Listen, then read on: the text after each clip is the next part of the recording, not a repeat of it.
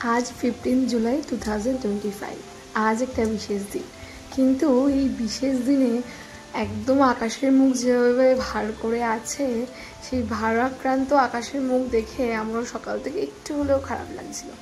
But তারপরে দেখলাম আস্তে আস্তে আশা রেখেছিলাম যে ওয়েদার ঠিক হয়ে যাবে।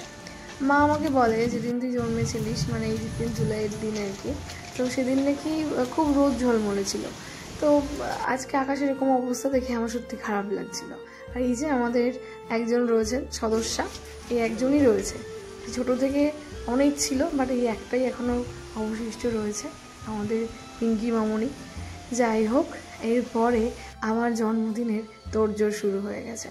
বাবা একদিকে চাল আর দুধ বসিয়ে দিয়েছে পায়েস হওয়ার জন্য। যেহেতু মায়ের সকাল থেকে শরীরটা খারাপ তাই মা করতে পারেনি, শুধু ঠাকুর ঘরের যে জিনিসপত্র বা কাজ সেগুলো উনি সেরেছেন, বা এই দিকের কাজগুলো ওনার পক্ষে করা সম্ভব হয়নি যেহেতু ওনার শরীরটা ভীষণই খারাপ। তো 100 গ্রাম চাল, মিজরি 100, বাদশা 50 গ্রাম, কাজু কিশমিশ পরিমাণ, ব্যাস হয়ে গেছে। এই দুধটাকে ফুটিয়ে দিয়ে ওরা একটু ফুটিয়ে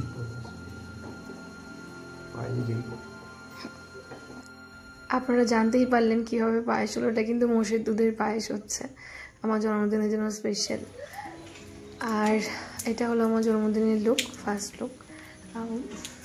জানি না কেমন লাগছে, বাট এই যে ড্রেসটা, এই ড্রেসটা ভাই আমাকে দিয়েছে।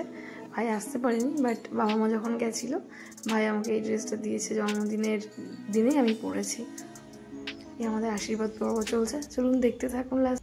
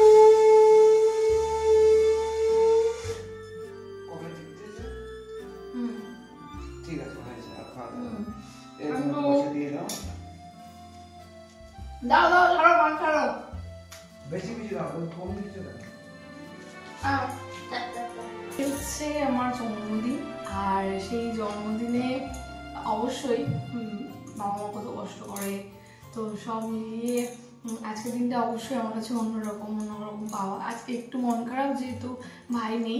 প্রত্যেক বছর থাকতে মানে যখন ও চাকরি পায়নি তার আগে থাকতো, এখন থাকতে পারে না, কিন্তু যাই হোক বাবা মা সেই ট্র্যাডিশনাল ওয়েতেই আমার জন্মদিনটা পালন করে, যেভাবে ছোটো থেকে করে এসেছে। এই নিয়ে আমি একটা কথা বলতে চাই আজকের দিনে।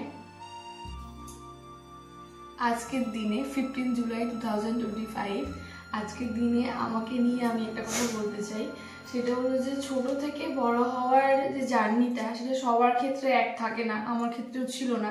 এখান থেকে সব কিছু করা ইটস টু মাচ ডিফিকাল্ট। কিন্তু বাবা মা এত কষ্ট করে সেই জায়গাটা আমাদেরকে করানোর চেষ্টা করেছে এই প্রত্যন্ত গ্রাম থেকেও, সেটা অনেক বড় পাওয়া আমার কাছে।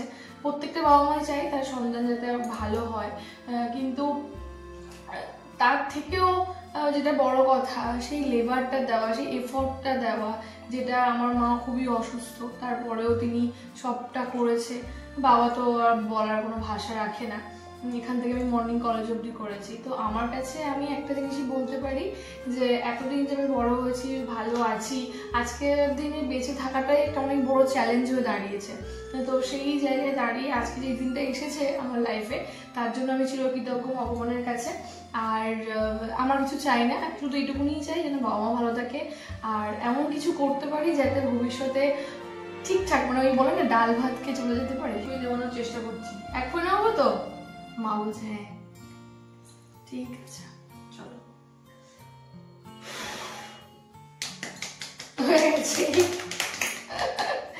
আজকে মেনকা রানীর জ্বর, অসুস্থ।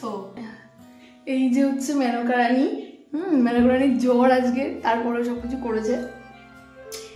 যেহেতু আমাকে ইউনিভার্সিটি যেতে হবে সেই জন্য তাড়াহুড়োর মধ্যে ভাত আর মাছের ঝোল, তার সাথে রয়েছে চাটনি। বলেছে আর কিছু করার কোনো দরকার নেই। তারপর মায়ের শরীর খারাপ, তো সব মিলিয়ে আজকে আমার বার্থডে লাঞ্চ খুবই ভালো হলো। Thank you for watching.